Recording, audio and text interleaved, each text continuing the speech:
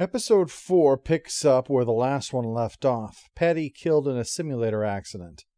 As I said last time, it's no slight against the pilot. Neil Armstrong himself nearly died on one of those.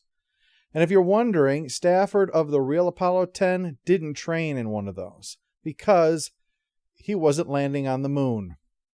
As this is a marathon, I've done them all at once, so I don't know what you're saying. If you're saying anything, my 20-minute nerding out of the space program in episode 1 probably drove everyone away, and I'm only talking to myself. As the ladies drink to Patty, they discuss what happened, and the consensus seems to be her helicopter pilot instincts made her try to stabilize the vehicle rather than ejecting when things went wrong. Molly, however, only thinks of it in terms of a mistake and its consequences, which are going to be to shut this thing down. Something that she's been waiting to happen this entire time, actually. Now she's more certain than ever that that's going to happen. But this is starting to make Tracy wonder if maybe this is a mistake. But Gordo is encouraging. Looks like this death has really helped sort their marital problems out. Meanwhile, Ed wants to be clear. He doesn't want to sell his house for cash. He blames himself for the accident, much to his wife's frustration, as she rather likes all their things intact and finally sends him outside to mow the lawn. No, seriously, he needs to direct that energy into something, and it might as well be landscaping. At NASA, John Glenn pays a visit. He and Deke were both in the original Mercury program, of course. And Glenn's view is that this accident happened because Patty Doyle wasn't a test pilot, didn't have a test pilot's instincts, and the lack of those cost her life. He thinks the culture is simply that women aren't given the opportunity to develop the needed skills, and this is proof the program should be canned. Deke has seen how hard they've worked, though, and doesn't think it's fair to take this away from them. Death is, after all, a part of this. Take, for example... We don't know what caused the crash, but we are fairly certain that they lost at least one cosmonaut. As established, this is no surprise, especially when it's guessed that the lander was carrying habitation modules. It's likely pressure for the base meant compromising safety, and this is the result. But still, with enough executions, eventually the Russians are going to get those habitats down there intact, and NASA will have lost this part of the space race too. The problem is, as Margot notes and Jean backs up when her expertise gets questioned, the bases are designed on the assumption there will be water up there. If not, these won't work. Maybe the dead cosmonaut should be a reminder of what happens when you try to half-ass things when you're dealing with orbital mechanics in the most inhospitable environment mankind has ever walked in. Well, not long after that, Nixon makes an announcement. We're leaving Vietnam. Early compared to our timeline. And that's not the only thing the plug is being pulled on. Apparently the White House also wants to pull the plug on the women astronaut training program. And Deke couldn't agree more. The training program is over. Because he's declaring them all astronauts. He can do that. Deke Slayton was like the queen making knights, and he didn't even need a sword. Alita's father, when he's cleaning up after the press conference, finds Deke's speech and brings it home for his daughter to read and possibly set on fire. Well, with forces being brought home, Danielle can finally talk to her husband, Clayton, who is serving in the Army. And the only thing that can be more heartwarming than that call is the purity of a father teaching his son to ride a bike. Keep your weight forward, okay? Not that much. That's better. Now stop looking at the ground. There's tough love, and then there's Ed's, which you probably need to take a meat tenderizer to. Just listen to me, okay? Hey, I don't want to see that. Now you get up on this bike and you try again, okay? And you've got to follow my instructions. Well, Tough is about to meet Tough as Deke shows up. He's taking Gordo off of Apollo 15 as the lunar module pilot. He's been up there with me twice before and training with me every day for the past 9 months, and he's the best goddamn limb pilot we have in the program. See, that's... As I said, lunar module pilot is called the lunar module pilot because calling them sidekick is rather degrading. They're the co-pilot. I don't want to disparage the skills, but effectively, the LMP role, while not unimportant or to imply it didn't require incredible training and discipline, the LMP role was a stepping stone. It was a way of gaining experience. The only LMPs who ever had prior space experience were on Apollos 10 and 11, and that was only because they were two absolutely critical missions where NASA couldn't risk the human factor interfering. Everybody had to be a veteran for those two. So saying someone is the best LEM pilot is like saying Todd should stay as assistant manager because he's the best assistant manager we've got. He should be moving up and out. Gordo should be, at minimum, a command module pilot. And really, he should be a commander like his real-world counterpart, who commanded Apollo 16. Deke replacing him to give others a chance to keep moving up is not only logical, it's a sign that Gordo needs to think a little more about being an astronaut than he has been. Ed makes a crack about Deke having his view because he doesn't fly, because he's never been allowed to go up due to a medical condition that was found after he'd already been made an astronaut. Deke responds to the crack by showing how pathetic it was. Don't want the flight, say the words. You can get drunk and watch it on TV with Gordo and bitch about how unfair the world is. You won't see me there. So at Deke's suggestion, Ed's taking his new LMP, Molly, out to eat and talk.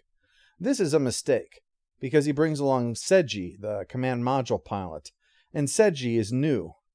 After 12, they started using new astronauts as command module pilots too, which shows the problems Gordo has if, even in an environment where they're using rookies to take the second seat, staying in the third, that's... But Molly's problem is Ed's presumption that, while both she and Seji are rookies, he suggests that Seji is going to be more reliable by unwitting implication. Molly turns it around by pointing out that, as a Mercury 13, she arguably could be called the senior astronaut at this table. Yeesh, why not just let us send up Gordo? I like to celebrate a night out drinking with another drink.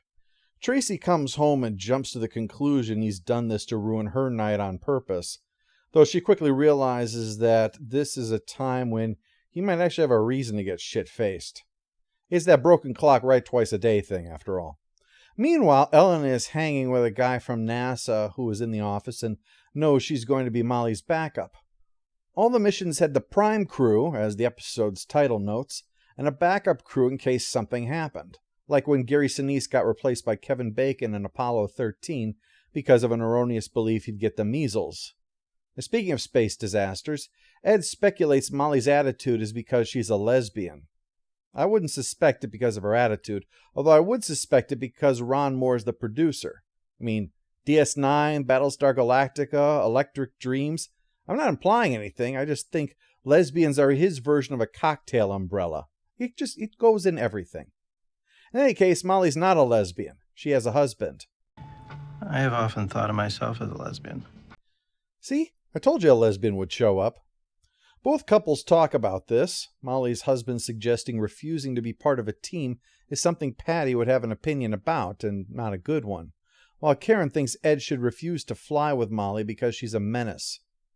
Well, middle of the night, the call comes in that Ellen is on the backup crew and is needed at the sim early in the morning.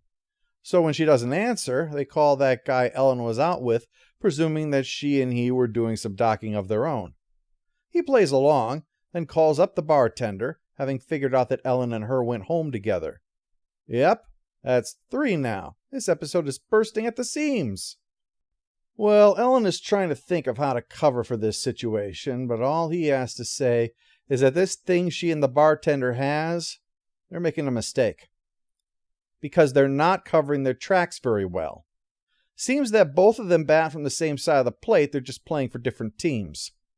So while they put on their performance for NASA, Margot unwittingly puts one on for Molly and Wayne, as she likes to play jazz piano in a club to unwind before launch. Because, of course, she's on her way to becoming Buckaroo Banzai. Now we get to the preparations for training, and Molly is finding herself challenged a lot more than she figured, and so is NASA.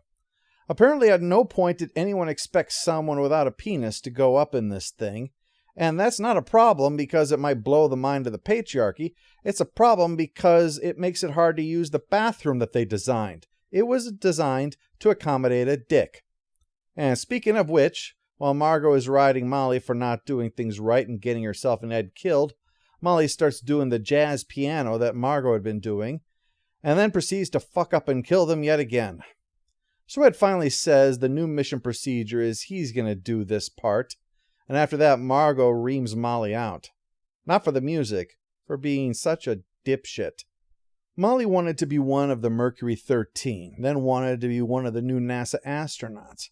But the problem was that Molly wasn't being them.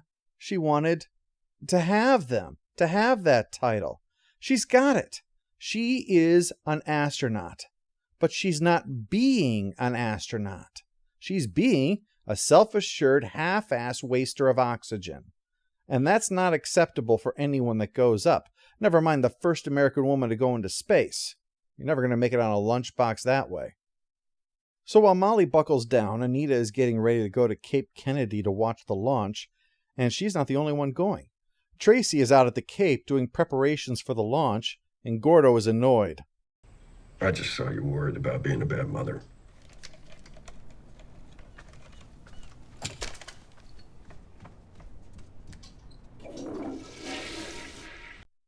Well, well, well, if it isn't my old friend Karma coming around for payback.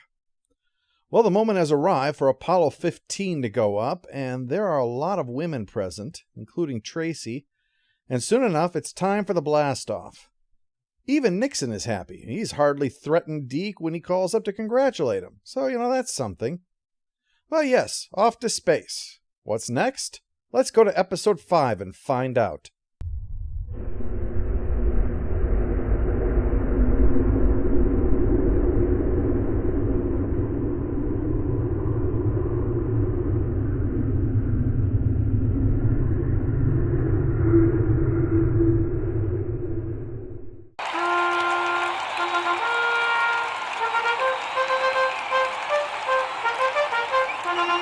All hail